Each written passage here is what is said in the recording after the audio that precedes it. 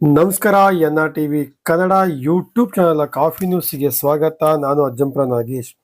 ಇಂದು ಅಜ್ಜಂಪುರದ ಪಟ್ಟಣದ ಗುರು ಸಿದ್ದರಾಮೇಶ್ವರ ಸಮುದಾಯ ಭವನದಲ್ಲಿ ಭಾರತೀಯ ಜನತಾ ಪಾರ್ಟಿ ತರೀಕೆರೆ ಮಂಡಲ ಇವರ ವತಿಯಿಂದ ಅಜ್ಜಂಪುರದ ಪಟ್ಟಣ ಪಂಚಾಯಿತಿಯ ನೂತನ ಅಧ್ಯಕ್ಷರು, ಉಪಾಧ್ಯಕ್ಷರು ಹಾಗೂ ಬಿಜೆಪಿಯ ಸದಸ್ಯರುಗಳಿಗೆ ಸನ್ಮಾನ ಸಮಾರಂಭ ಹಾಗೂ ಒಂದು ಮತದಾರರಿಗೆ ಒಂದು ಅಭಿನಂದನಾ ಕಾರ್ಯಕ್ರಮ ಹಾಗೂ ಮಹಾಮಂಡಳದ ನೂತನ ಅಧ್ಯಕ್ಷರ ಪದಗ್ರಹಣ ಕಾರ್ಯಕ್ರಮವನ್ನ ಹಮ್ಮಿಕೊಳ್ಳಲಾಗಿತ್ತು.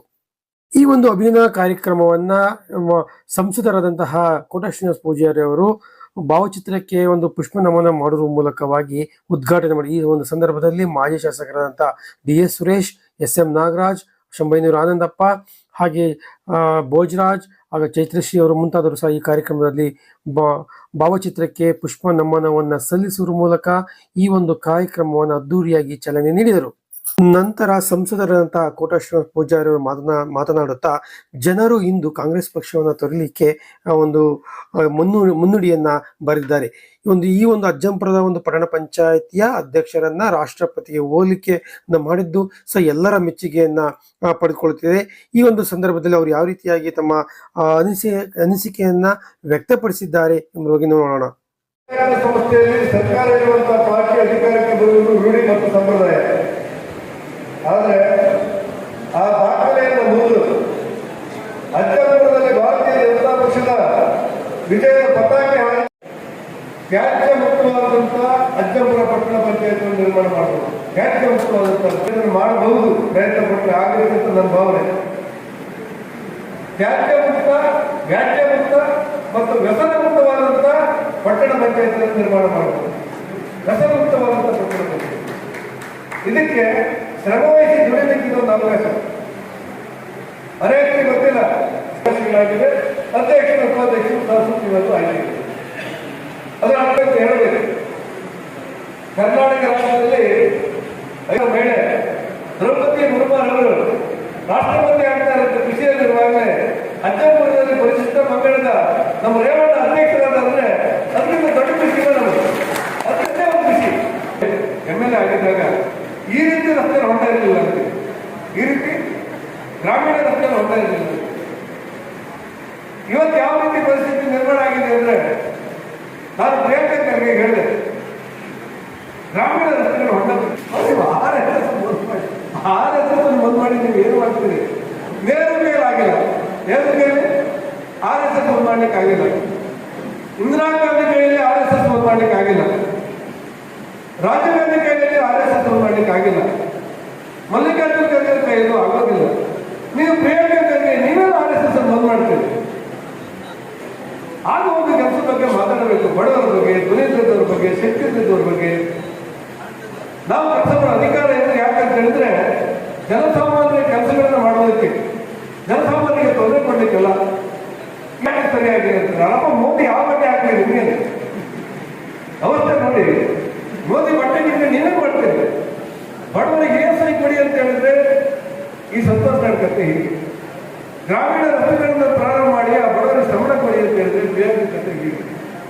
ಇಂಥ ಸಂದರ್ಭದಲ್ಲಿ ಹಣ ಇರುವಂತಹ ಪಂಚಾಯತಿಯಲ್ಲಿ ಜನಾದೇಶ ಇರುವುದು. ಭಾರತೀಯ ಜನತಾ ಪಕ್ಷ ಮುಂದಿನ ದಿನಗಳಲ್ಲಿ ಕರ್ನಾಟಕದಲ್ಲೂ ಅಧಿಕಾರಕ್ಕೆ ಬರಬೇಕಂತ, ಬರೀ ಅಜ್ಜಂಪುರದಲ್ಲಿ ಮಾತ್ರ ಅಲ್ಲ, ಅಧಿಕಾರಕ್ಕೆ ಬರಬೇಕಂತ.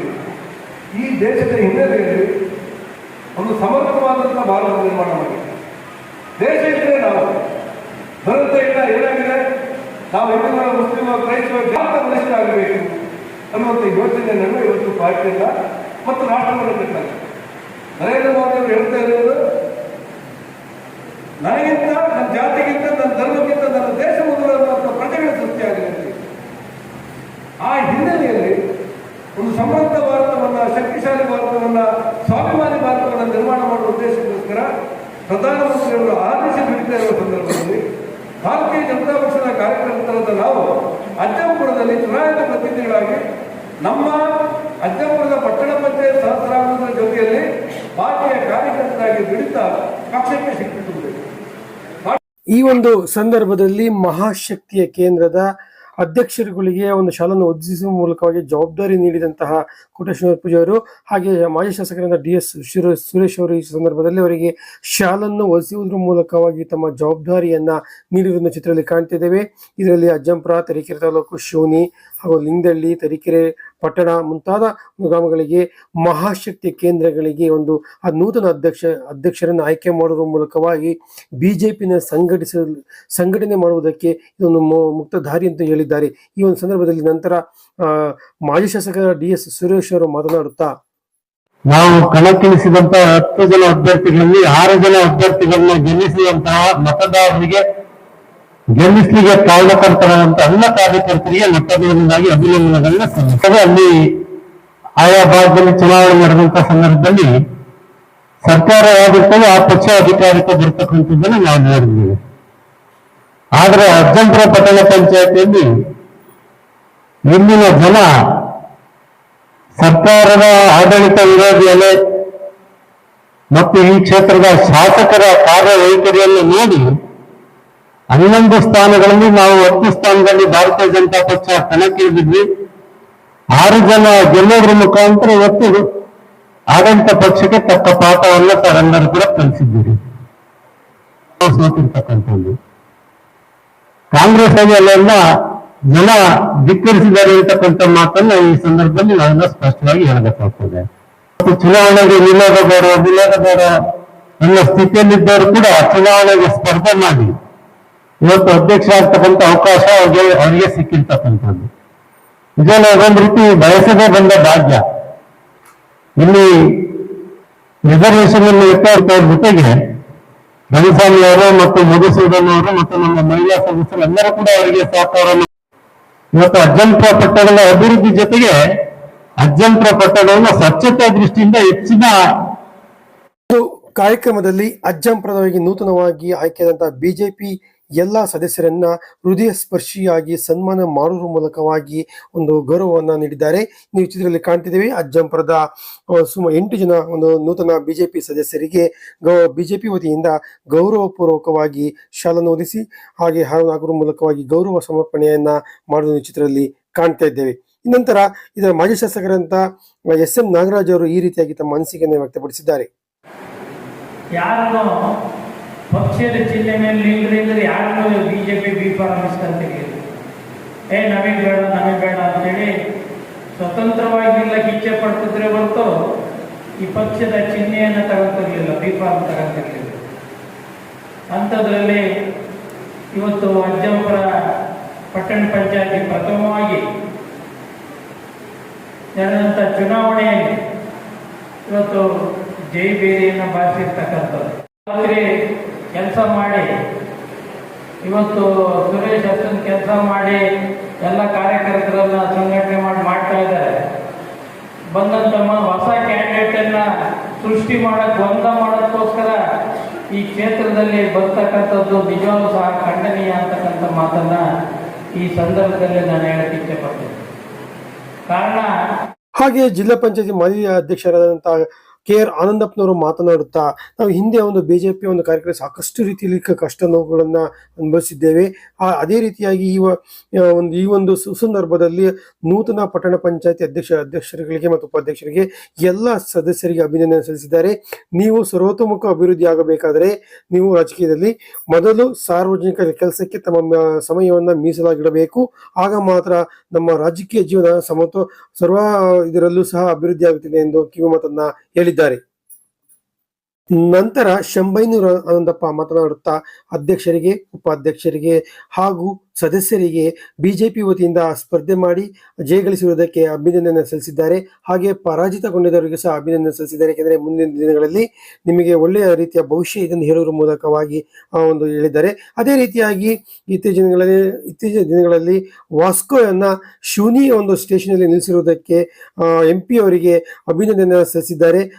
ಹೇಳುವುದರ ಮೂಲಕವಾಗಿ ನಮಗೆ ಆ ಭಾಗದಲ್ಲಿ ಸಾಕಷ್ಟು ಅವಶ್ಯಕತೆ ಇತ್ತು.